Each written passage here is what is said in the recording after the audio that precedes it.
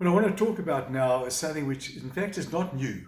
The virus is new, but the ways of preventing yourself infecting somebody else or getting infected is not new. These are the same techniques, the same hygiene preventative measures that we've been advocating for years to prevent influenza, common cold, gastrointestinal infections, good common sense hygiene practices, which unfortunately people just don't obey.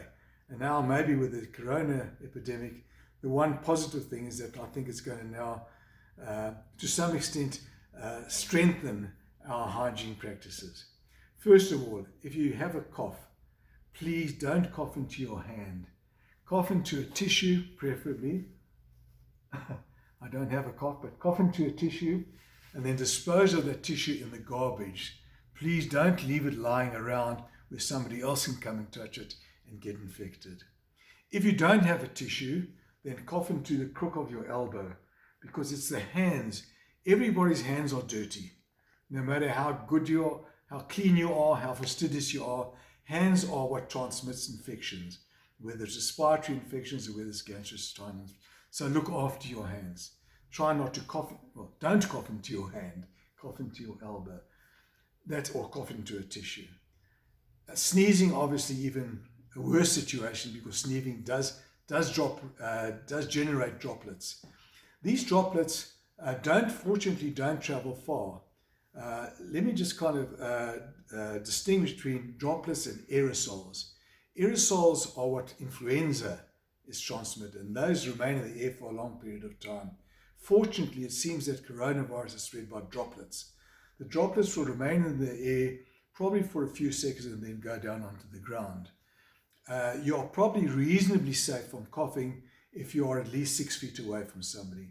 So if you do see somebody that is coughing and doesn't look well, especially, try and distance yourself at least 6 feet away. So that's the cough and sneeze etiquette. Try and wash your hands as much as possible. Certainly after you've been in a public place. If you've been in the gym and you're holding onto the treadmill, or you're doing weights and so on. If you've been in public where you're handling the banister of the escalator, then you should try and wash your hands. Now, washing hands doesn't mean putting your hands under the tap for a few seconds and letting water drip over it. It might be okay for the vassing for when you're vassing for bread, but it's not good for hygienic purposes. For hygienic purposes, you must wash with soap and water. It doesn't have to be bactericidal soap. It doesn't have to be an antiviral soap. Ordinary common garden toilet soap, ordinary soap is absolutely fine. But you must get a lather up and you must wash for a reasonable period of time. They say for 20 seconds. I know it does sound a long time, and they say you should sing happy birthday twice to kind of fill that 20 seconds time if you don't have a stopwatch. But certainly you must wash your hands thoroughly, both the palms, the back of the hands, between the fingers and under the nails. And wash it thoroughly, the lather must penetrate in there, and then with a disposable towel or an air blower that you hire, but not a towel that everybody else uses.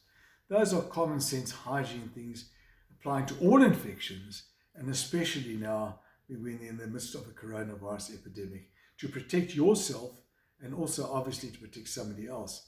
But really, if you are ill, the obvious hygienic thing is not to come to a place where other people can get infected.